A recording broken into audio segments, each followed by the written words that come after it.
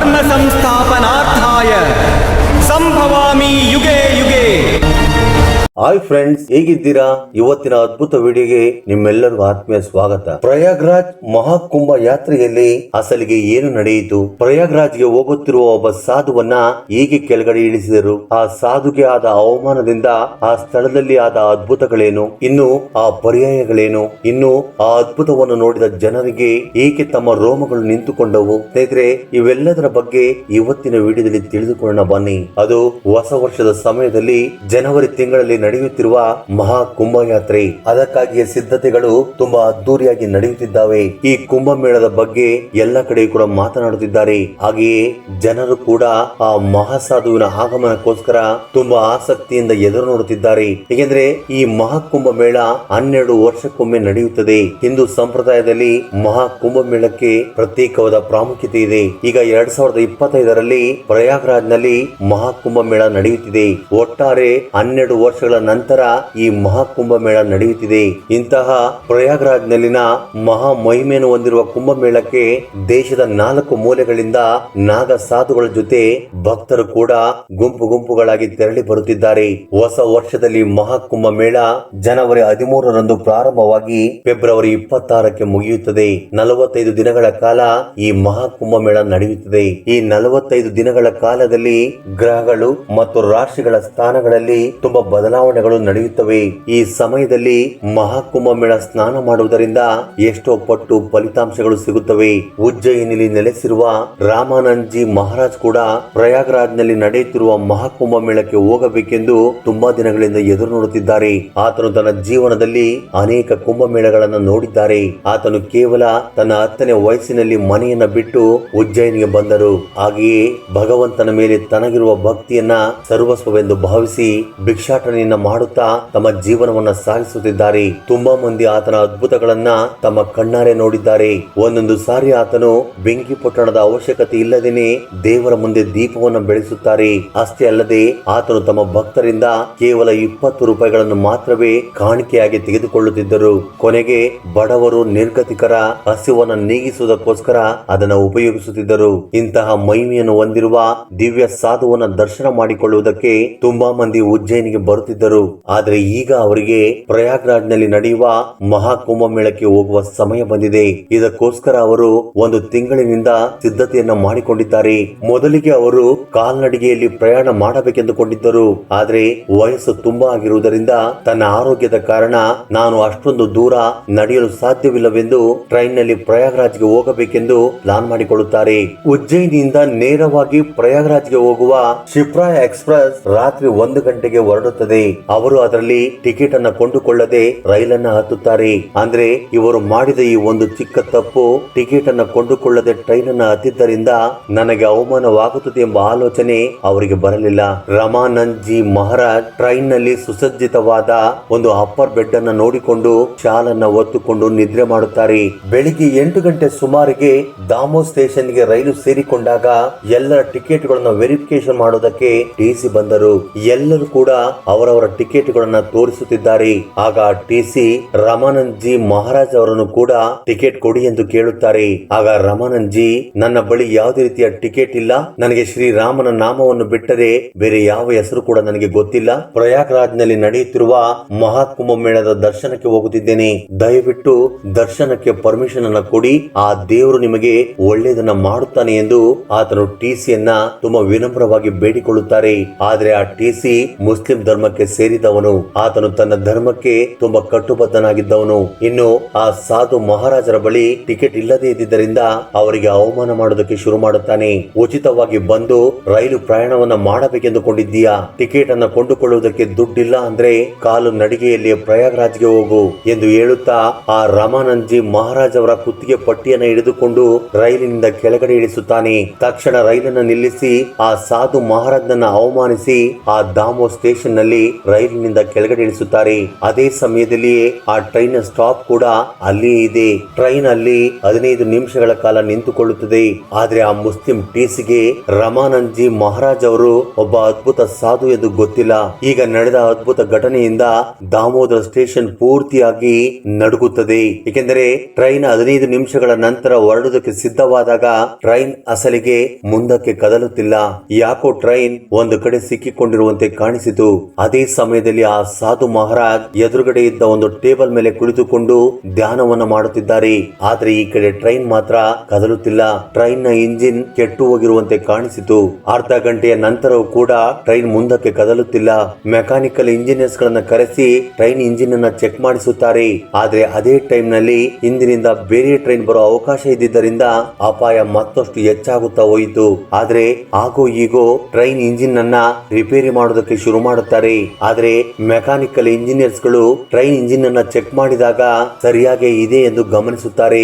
ಎಲ್ಲರೂ ಕೂಡ ಸರಿಯಾಗಿರುವಾಗ ಟ್ರೈನ್ ಯಾಕೆ ಮುಂದಕ್ಕೆ ಹೋಗುತ್ತಿಲ್ಲ ಅನ್ನುವ ಪ್ರಶ್ನೆ ಅಲ್ಲಿರುವ ಎಲ್ಲರ ಮನಸ್ಸಲ್ಲೂ ಕೂಡ ಆಶ್ಚರ್ಯಗೊಳ್ಳುವಂತೆ ಮಾಡುತ್ತದೆ. ಎಲ್ಲರೂ ಕೂಡ ತುಂಬಾ ಚಿಂತಿತರಾಗಿದ್ದಾರೆ. ಈ ಟ್ರೈನ್ ಸ್ಟಾರ್ಟ್ ಆಗದಿರುವುದಕ್ಕೆ ಕಾರಣ ಯಾರಿಗೂ ಸಹ ಅರ್ಥವಾಗುತ್ತಿಲ್ಲ. ಟ್ರೈನ್ ಹೀಟ್ ಆಗಿರಬಹುದು ಅಂದ್ಕೊಳ್ತಾರೆ. ಬಹುಶಃ ಈ ಟ್ರೈನ್ ಇಂಜಿನ್ ಏನಾದ್ರೂ ಪ್ರಾಬ್ಲಮ್ ಆಗಿರಬಹುದು ಅಂದ್ಕೊಂಡು ಬೇರೆ ಟ್ರೈನ್ ನ ಇಂಜಿನ್ ಅನ್ನು ಕೂಡ ಜೋಡಿಸುತ್ತಾರೆ. ಆದ್ರೆ ಆ ಇಂಜಿನ್ ಕೂಡ ಕೆಲಸ ಮಾಡೋದಿಲ್ಲ. ಇಲ್ಲಿಯವರೆಗೂ ಟ್ರೈನ್ ಯಾವುದೇ ರೀತಿಯ ತೊಂದರೆ ಇಲ್ಲದೆ ಸುರಕ್ಷಿತವಾಗಿ ಬಂತು. ಆದ್ರೆ ಇಲ್ಲಿಂದ ಮಾತ್ರ ಏಕೆ ಟ್ರೈನ್ ಮೂವ್ ಆಗುತ್ತಿಲ್ಲ ಎಂದು ಯಾರಿಗೂ ಸಹ ಅರ್ಥವಾಗುತ್ತಿಲ್ಲ. ಅಸಲಿಗೆ ಈ ರೀತಿ ಏಕೆ ಆಗುತ್ತಿದೆ ಎಂದು ಅಲ್ಲಿರುವ ಎಲ್ಲರ ಮನಸ್ಸಲ್ಲೂ ಕೂಡ ಒಂದು ರೀತಿಯ ಗೊಂದಲವನ್ನ ಸೃಷ್ಟಿ ಮಾಡಿದೆ. ಇದೆಲ್ಲವನ್ನು ನೋಡುತ್ತಿದ್ದ ಆ ಮುಸ್ಲಿಂ ಧರ್ಮದ ಟಿಸಿಯು ಕೂಡ ತುಂಬಾ ಚಿಂತಿತನಾಗಿದ್ದಾನೆ. ಈ ರೀತಿ ಏಕೆ ನಡೆಯುತ್ತಿದೆ ಎಂದು ಆತನಿಗೂ ಸಹ ಅರ್ಥವಾಗುತ್ತಿಲ್ಲ. ಅದೇ ಸಮಯದಲ್ಲಿ ಉಜ್ಜಯಿನಲ್ಲಿ ವಾಸ ಮಾಡುತ್ತಿರುವ ಒಬ್ಬ ವ್ಯಕ್ತಿ ಈ ಟ್ರೈನ್ ನಲ್ಲಿ ನಡೆಯುತ್ತಿರುವ ಘಟನೆಯನ್ನ ನೋಡಿ ಆ ಟಿಸಿಯ ಬಳಿಗೆ ಬಂದು, ನೀವು ಯಾವ ಸಾಧುವನ್ನ ಟ್ರೈನ್ ಇಂದ ಕೆಳಗಡೆ ಇಳಿಸಿದಿರೋ ಆತನು ಬೇರೆ ಯಾರು ಅಲ್ಲ, ಮಹಾ ಅದ್ಭುತ ಶಕ್ತಿಯನ್ನು ಹೊಂದಿರುವ ರಮಾನಂದ್ ಜಿ ಮಹಾರಾಜ್. ಆತನು ಚಿಕ್ಕಂದಿನಿಂದ ಇಂದಿನವರೆಗೂ ಅನೇಕ ಅದ್ಭುತ ಪವಾಡಗಳನ್ನ ಮಾಡಿದ್ದಾರೆ. ಎಲ್ಲರಿಗೂ ತುಂಬಾ ಸಹಾಯ ಮಾಡಿದ್ದಾರೆ. ದಿವ್ಯ ದೃಷ್ಟಿಯನ್ನು ಹೊಂದಿರುವ ಮನುಷ್ಯನನ್ನ ತುಂಬಾ ಅವಮಾನ ಮಾಡಿದ್ದೀರಾ. ಈ ಟ್ರೈನ್ ನಿಂದ ಕೆಳಗಡೆ ಇಳಿಸಿ ಬಿಟ್ಟಿದ್ದೀರಾ. ಇದು ಮಹಾ ಪಾಪವು. ನೀವು ಮಾಡಿದ ಪಾಪದಿಂದ ನೀವು ಶಿಕ್ಷೆಯನ್ನ ಅನುಭವಿಸುತ್ತಿದ್ದೀರಾ. ಆದ್ದರಿಂದಲೇ ಈ ಟ್ರೈನ್ ಮುಂದಕ್ಕೆ ಕದಲುತ್ತಿಲ್ಲ. ನಿಜವಾಗಿಯೂ ನಾನಿಲ್ಲದೆ ಈ ಟ್ರೈನ್ ಕದಲುವುದಿಲ್ಲ ಎಂದು ಆ ವ್ಯಕ್ತಿಗೆ ಗೊತ್ತಿರುವುದರಿಂದ ಮುಂದೆ ಕುಳಿತುಕೊಂಡು ಧ್ಯಾನವನ್ನ ಮಾಡುತ್ತಿದ್ದಾರೆ. ಅವರು ಇಲ್ಲಿಂದ ಹೊರಟು ಹೋಗಬಹುದು. ಆ ಟಿಸಿ ಮಾಡಿದ ತಪ್ಪನ್ನ ಈ ಜನ್ಮದಲ್ಲಿ ಅರ್ಥ ಮಾಡಿಕೊಳ್ಳುವುದಿಲ್ಲ.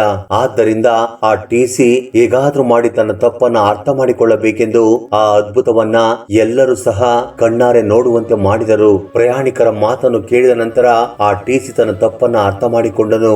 ರಮಾನಂದ್ ಜಿ ಮಹಾರಾಜ್ ಅವರ ಕಾಲಿನ ಮೇಲೆ ಬಿದ್ದು ಕ್ಷಮಾಪಣೆಯನ್ನ ಕೇಳುತ್ತಾರೆ. ಸ್ವಾಮೀಜಿ, ನಾನು ದೊಡ್ಡ ತಪ್ಪನ್ನ ಮಾಡಿದೆ.